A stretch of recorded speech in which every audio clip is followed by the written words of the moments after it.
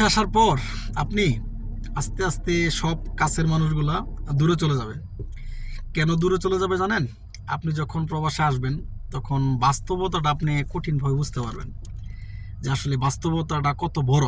আর যখন আপনি বাস্তবতা শিখে যাবেন তখন দেখবেন আপনার যারা কাছের মানুষজন আছে তাদের সাথে যখন আপনি বাস্তববাদী হয়ে যাবেন তখন দেখবেন তাদের সাথে আপনার একটা দূরত্ব তৈরি হয়ে যাবে।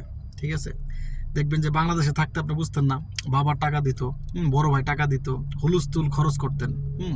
আপনার কাছের যারা ছিল, ফ্রেন্ড সার্কেল হতে পারে বা আত্মীয় স্বজন হতে পারে, তো আপনি হুলস্থুল খরচ করতেন, আপনি টেরই পেতেন না যে টাকার উৎসটা কোথায়, টাকা কোত্থেকে আসে।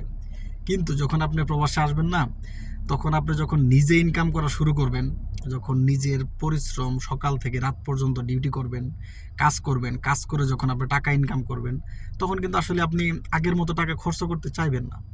আর যখনই তারা আগের মতো টাকা আপনি খরচ করতে চাইবেন না বা আপনার ফ্রেন্ড সার্কেল টাকা চাইতো, আপনি ঠুস করে দিয়ে দিতেন, ইজিলি দিয়ে দিতেন, আচ্ছা নে দোস্ত নে এটা কর, বা এটা নে সেটা কর।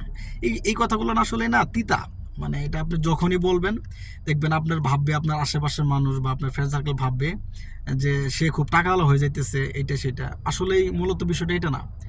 আপনি বাস্তবতা ভাবে চলাফেরা করেন, দেখবেন আপনার ফ্রেন্ড সার্কেল কম থাকবে, কোয়ান্টিটি কম থাকবে, বাট যে দু একজন থাকবে তারা রিয়েল ফ্রেন্ড বলা চলে।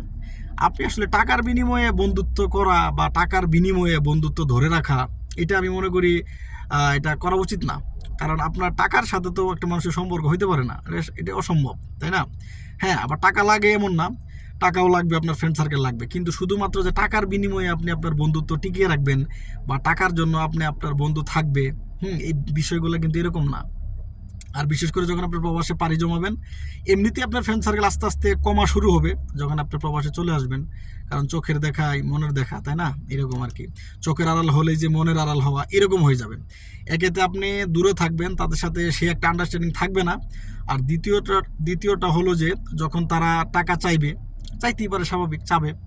ওরা ভাববে যে আপনি বিদেশ অনেক টাকা ইনকাম করেন, টাকা আর টাকা। হ্যাঁ, এই যে চাওয়ার পরে যখন আপনি যতবার না করবেন যে আপনার কাছে টাকা নাই, তাকে কোনোভাবে আপনি বুঝাতে পারবেন না যে আমার কাছে দুস্থ টাকা নাই। এটা আপনি বুঝাতে পারবেন না, কারণ সে অলরেডি বুঝে গেছে যে আপনার কাছে টাকা আছে। সে যখন আইডেন্টিফাই করে ফেলছে, আপনি আপনি যদি বলেন যে তাকে সিরাপ বানায় খাওয়ান পানি বা টাকা, যে আমার কাছে টাকা নাই, সে কোনোভাবে বুঝবে না। এই না বোঝার কারণে কোনো একটা সময় দেখবেন আস্তে আস্তে তারা আপনার থেকে দূরে চলে যাবে। এটা স্বাভাবিক হয়ে থাকে বা হচ্ছে। আপনি নিজের থেকেও খেয়াল করেন, আমরা যারা প্রবাসে আছি, আমার কথাগুলো হয়তো বা একটু বড় হইতেছে, ভিডিও দেখবেন কিনা জানি না, কে কে দেখবেন, কিন্তু আপনি যদি মনোযোগ সহকারে শুনেন, এই কথাগুলো কিন্তু আপনার সাথে ঘটতেছে, আপনি বুঝতে পারতেছেন না। এটা স্বাভাবিক হচ্ছে ভাই, প্রতিনিয়ত হচ্ছে। অনেক ফ্রেন্ড সার্কেল, অনেক ফ্যামিলি মেম্বার আপনার থেকে দূরে চলে যেতেছে। কেন যাইতেছে? তাদের চাহিদা মতো আগের মতো আপনি পারতেছেন না, কারণ আপনি বাস্তব শিখে গেছেন। কারণ একটা টাকা ইনকাম করা কতটা কঠিন এটা আপনি বুঝে গেছেন। এই বিষয়গুলোর কারণে আপনি দেখবেন যে ফ্রেন্ড সার্কেল চলে যেতেছে। ঠিক আছে? তবে আমি এটা বলবো যে আসলে টাকার সাথে যারা আপনার সম্পর্ক করতে যেতেছে, আপনি তাদেরকে আগে থেকে ডিলিট করে দেন। আসলে টাকা দিয়ে সম্পর্ক ধরে রাখার কোনো মানেই হয় না এটা।